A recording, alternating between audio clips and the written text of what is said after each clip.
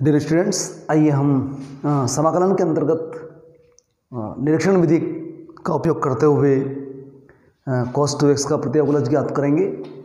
Example यानी उदाहरण number 1 का फर्स्ट क्वेश्चन पेज नंबर 311 पर।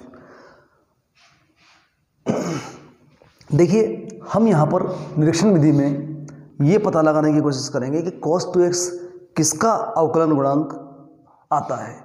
तो हमें पता लगता है कि जब हम d/dx ऑफ sin 2x का जब करते हैं अवकलन तो हमें cos 2x मिलता है, और जब 2x का करते हैं तो 2 मिलता है। यानी कि कुल मिलाकर हम d/dx sin 2x का जब मान निकालते हैं तो आपको 2 cos 2x प्राप्त होता है।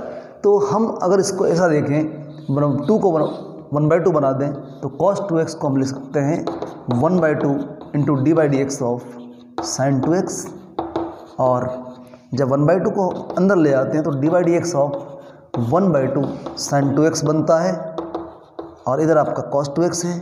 यानी हम कह सकते हैं कि जब 1/2 sin 2x का अवकलन करते हैं x के सापेक्ष तो हमें cos 2x प्राप्त होता है। सिंपल है, 1/2 कॉन्स्टेंट, sin 2x का cos 2x और इंटू 2 कैंसिल विद 2 हमें cos 2x मिल जाता है।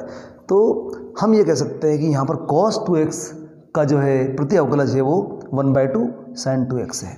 अतः cos 2x का प्रति अवकलज 1/2 sin 2x होगा। तो इस तरह से हम जो है एंटी डेरिवेटिव्स यानी प्रति अवकलज ज्ञात करेंगे। आपको जिस फंक्शन का प्रति अवकलज निकालना है तो आप ये पता लगाने की कोशिश करेंगे कि ये cos 2x किसका अवकलन है, ठीक है। और उसके बाद जो है हम बड़े इजीली इसको ज्ञात कर सकते हैं, ठीक है। तो इस तरह से और भी आप क्वेश्चन करने की कोशिश कीजिएगा। मैं इंटीग्रेशन के ऊपर आ जाता हूँ, और जो फार्मूले मैंने लिखवाए हैं उन फार्मूलों के ऊपर या उन सूत्रों के ऊपर बेस्ड जो है आपकी प्रश्नावली हम उसके क्वेश्चन करते हैं। उसके पहले मैं एग्जाम्पल बता देता हूँ आपको। आपके पास एक उदाहरण 2 है, एग्जाम्पल 2, और इसका फर्स्ट जो आपको दिख रहा है क्वेश्चन जिसमें हमें इंटीग्रेशन करना है x³ - 1/x² का, x के सापेक्ष समाकलन करना है। तो मान लेते हैं हम कि ये i के बराबर है, ये हमने माना है। जब भी कोई समाकलन होगा हम उसको i के इक्वल लेंगे। और यहाँ दिख रहा है आपको ये जो है बहुपद दिख रहा है, उसको हम x² से डिवाइड कर रहे हैं। तो हम यहाँ पर जो है जब अलग करेंगे, इसको सेपरेट करेंगे अपन, तो हमें मिलेगा x³ - x² - 1/x² और dx के साथ। यहाँ पे आपका x² कैंसिल हो रहा है, यानी आपको मिल रहा है केवल x, और जब इसको ऊपर ले जाते हैं तो आपको मिलता है x⁻² dx, ठीक है। अब हम इसका अलग अलग इंटीग्रेशन करते हैं। इंटीग्रेशन ऑफ x dx ये अलग फंक्शन बन रहा है आपका, इंटीग्रेशन ऑफ x⁻² dx ये अलग बन रहा है। और पहले ही नियम से जो x⁻n dx वाला फॉर्मूला आपके पास है तो x⁻n+1/n+1 हो जाता है। उस नियम से आपका 1 + 1 = 2/2 ये बन जाएगा। और यहाँ पर आपका आप इस एक स्टेप बढ़ा दीजिए, 1 + 1/1 + 1 ये इस फॉर्मूले से हो रहा है। यहाँ पर आपका x⁻² + 1/-2 + 1 प्लस c कांस्टेंट हम लगाएंगे, इंटीग्रेटिव कांस्टेंट। और हम जब इसको सॉल्व करते हैं तो आपको फाइनल आंसर मिलता है x⁻²/2 minus x⁻−1/-1 plus c। और हम और भी सॉल्व कर सकते हैं, ये आपका प्लस हो जाएगा x² प्लस इस इन जो पावर माइनस दिख रही है इसको 1/1 में जब ले जाएंगे तो 1/x⁻1 मीन्स 1/x बन जाएगा। और इस तरह से ये आपका इस फंक्शन का इंटीग्रेशन आपको प्राप्त होता है, ठीक है। तो इस तरह से हम और भी क्वेश्चंस देखते हैं। इसमें आपका एक फार्मूलों पे बेस्ड क्वेश्चन आ रहा है जिसमें आपको 2-3 फार्मूलों का यूज़ करना पड़ सकता है। हम देखते हैं क्वेश्चन क्या है।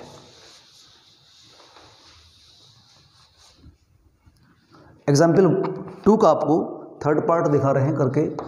आपको इंटीग्रेशन करना है x⁻2/3 plus 2 times e⁻x minus 1/x dx। तो हमने रूल पढ़ा है कि जब फंक्शंस प्लस या माइनस में होते हैं तो हम उसके सभी को अलग अलग समाकलित करते हैं या सभी को अलग अलग इंटीग्रेट करते हैं। मान लेते हैं हम ये i के बराबर है, दिया गया इंटीग्रल जो है वो आई के इक्वल है। आप जब अलग अलग इंटीग्रेशन बनाएंगे इसके एक्स की पावर 2/3 dx ये आपको अलग मिलेगा, इंटीग्रेशन 2 टाइम्स e की पावर x dx ये आपको अलग मिलेगा, इंटीग्रेशन 1/x dx। इस तरह से हमने हर एक फंक्शन को अलग अलग समाकलित कर दिया है। अब हम देखते हैं कांस्टेंट तो कहीं नहीं, यहाँ कांस्टेंट दिख रहा है तो उसको हम बाहर निकाल देंगे। तो ये आपका बनेगा x की power 2/3 dx plus 2 times integration of e की power x dx minus 1/x dx। जब तक सारे अरेंज नहीं हो जाते फंक्शन तब तक आप इंटीग्रेट नहीं करेंगे। अब हम सबका इंटीग्रेशन करते हैं तो यहाँ पर आपका x की पावर n वाला रूल लगता है, तो आपका x की पावर n+1 मीन्स n यहाँ पर 2/3 है, 2/3 + 1/2/3 + 1 इस तरह से आपको मिलेगा। 2 टाइम्स e की पावर x का आपको e की पावर x ही मिलता है और 1/x dx means log of mod x, ये आपका फॉर्मूला है इंटीग्रेशन 1/x dx का log mod x और प्लस इंटीग्रेटिव कांस्टेंट c। और हम जब इसका आंसर निकालते हैं तो आपको ये मिलेगा x की पावर 3 + 2 5/3 अपॉन 5/3, तो ये आपका 3/5 बन जाएगा, 3/5 ठीक है।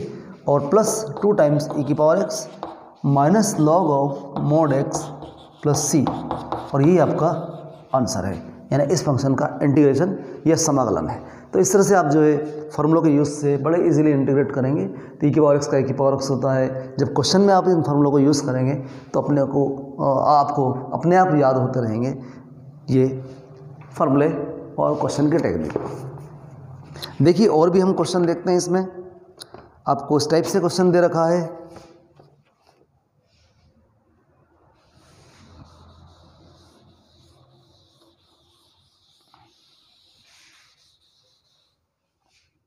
एग्जाम्पल 3 क्वेश्चन नंबर 2, एग्जाम्पल 3 उदाहरण 3 क्वेश्चन नंबर 2। मान ज्ञात कीजिए, निम्न समाकलनों के मान ज्ञात कीजिए, ऐसा क्वेश्चन आपका दिया गया है।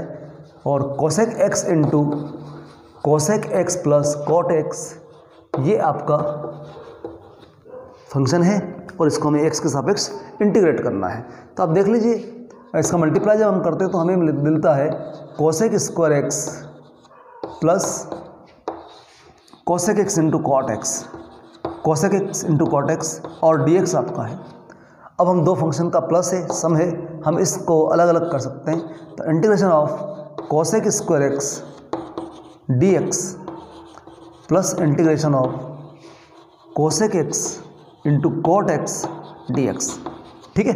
इस तरह हमने क्या कर दिया, इसको मल्टीप्लाई करने के बाद अलग अलग इंटीग्रेट कर दिया, क्योंकि हमें पता है कि कोसेक स्क्वायर x का इंटीग्रेशन क्या होता है, माइनस कॉट x होता है, और कोसेक x कॉट x का इंटीग्रेशन क्या होता है, माइनस कोसेक x होता है, और प्लस कांस्टेंट c, ठीक है। ये दोनों फॉर्मूले आपके पता है आपको। डिवाइड x कॉट x का क्या होता है, minus cosec square x, divide x cosec का क्या होता है, कोसेक x कॉट x। तो इस तरह से हम जो है ये जो है इसका इंटीग्रेशन कर सकते हैं। आप चाहे तो माइनस बाहर निकाल सकते हैं, लेकिन यही आपका आंसर है जो कि आपको बुक में दे रखा है। तो इस तरह से हम इंटीग्रेट करेंगे, ठीक है। एक और बड़ा अच्छा क्वेश्चन आपके सामने है, बहुत ही सिंपल भी है, लेकिन थोड़ा आपको उसकी टेक्निक देख लीजिए आप किस तरह से वो क्वेश्चन हो रहा है। इसी का आपका थर्ड क्वेश्चन है 1 minus sine x by cos square x dx।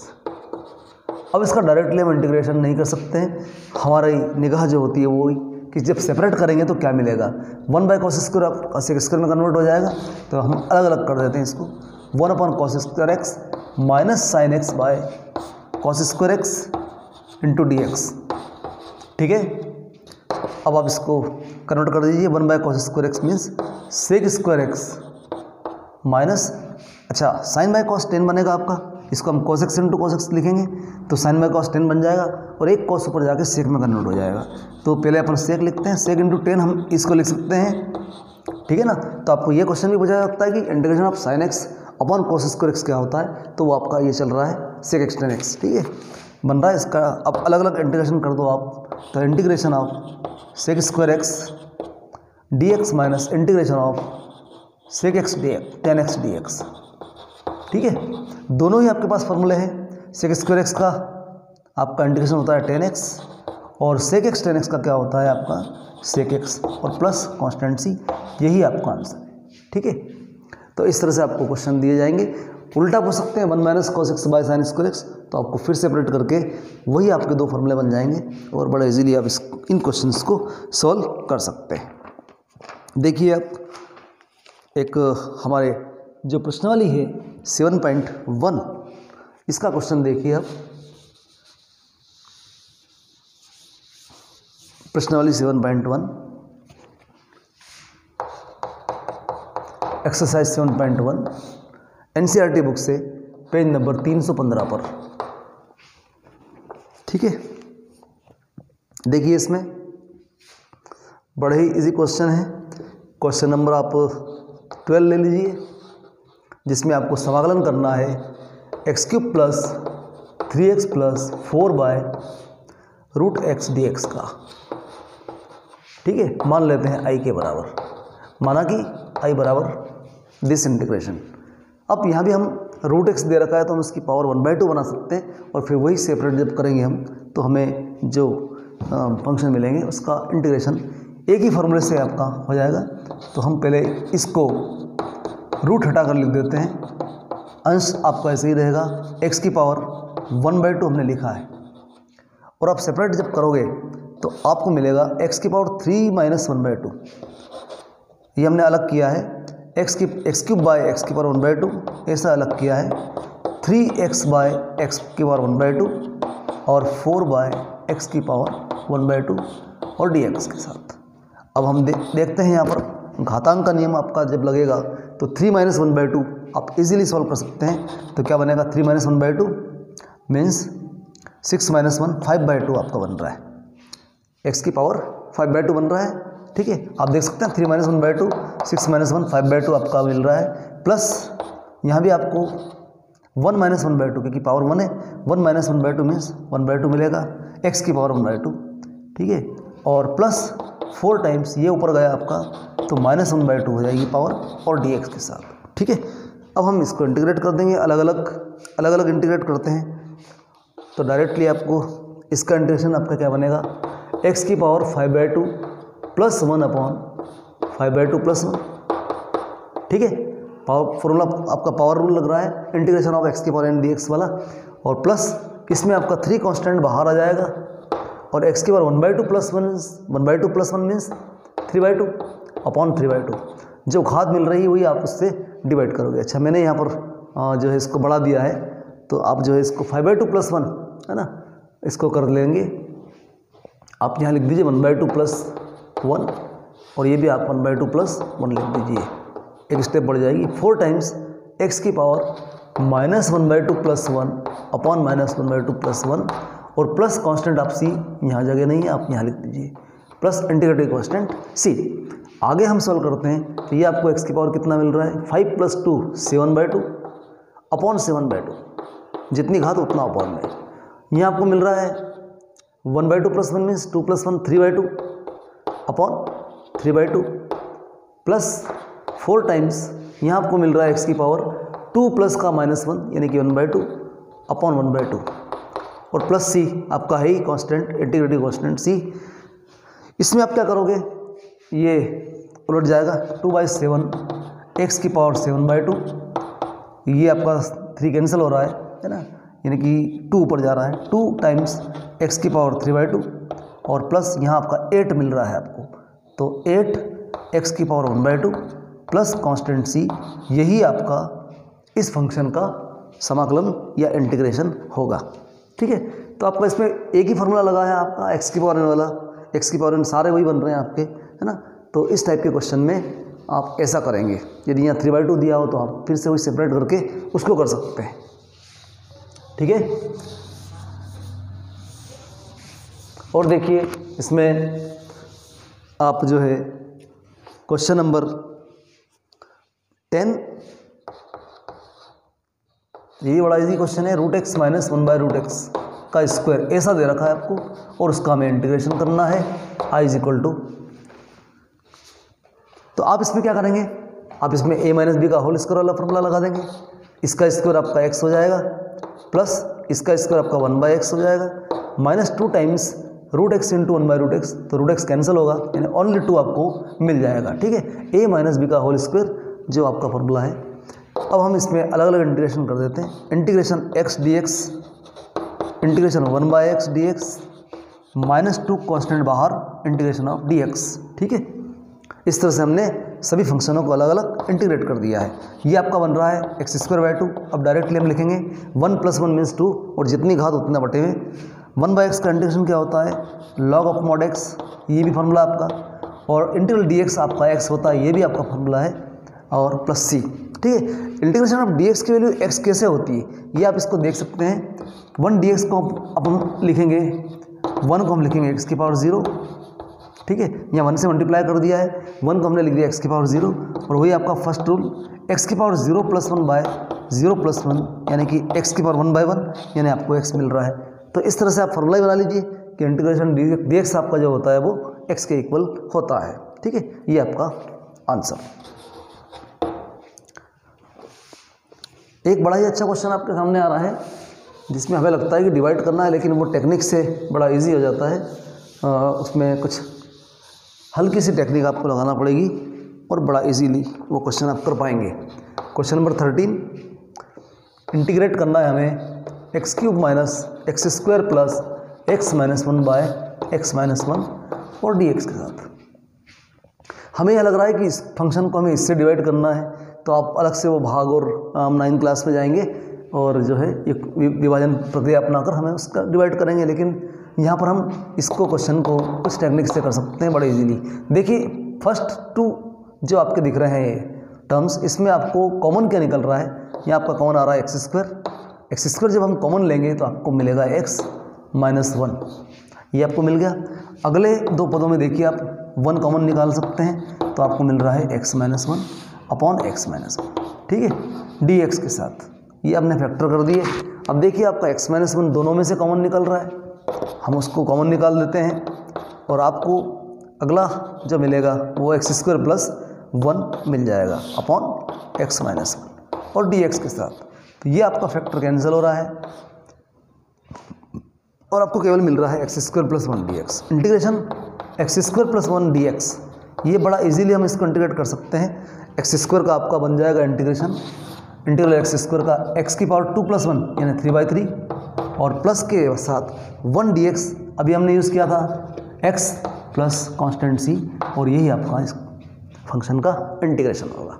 तो बड़ा इजी इंटीग्रेशन है, आप उसको जो है थोड़ा ध्यान से देखेंगे तो हो जाएगा।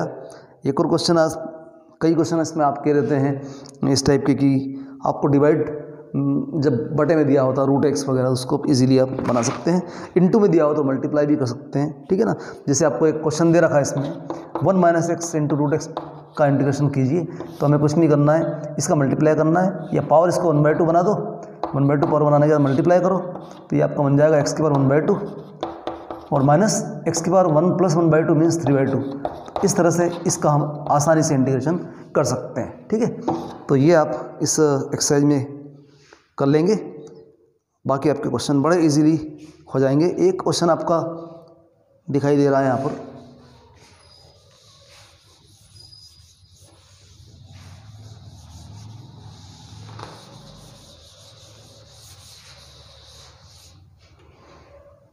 Question number 19, integration sec² x upon cosec² x। देखने में हमें बड़ा ही भयानक लग रहा है क्वेश्चन ये, लेकिन इतना कठिन है नहीं। आप इसको देखिए ज़रा ध्यान से कि ये सेक और कोसेक दिख रहा है, हम इसको 1/cos² लिख सकते हैं, इसको 1/sin² लिख सकते हैं। 1/cos² लिख दिया हमने और इसको लिख दिया 1/sin² x। ठीक है, अब ये उलट जाएगा तो sin² x upon cos² x बन जाएगा। ठीक है, sin² x ऊपर चला गया और अपॉन में cos² x। ठीक है, dx, और ये आपका क्या होता है sin² अपॉन cos², ये tan² बन जाता है, tan² x dx। लेकिन tan² का हमारे पास कोई फार्मूला है नहीं, हम इसको ब्रेक कर देंगे सर्व समीकरण से जो 10th क्लास में पढ़ी है हमने। sec² x - 1 में हमने ब्रेक कर दिया, tan² x को हम लिख सकते हैं sec² x - 1, और देखिए आप दोनों ही आपके इंटीग्रेशन के फॉर्मूले बन रहे हैं। sec² x dx - 1 dx separate कर लिया इसको, और इसका क्या होता है इंटीग्रेशन सेक्स स्क्वायर एक्स का 10x होता है और 1 का आपका x हो जाएगा।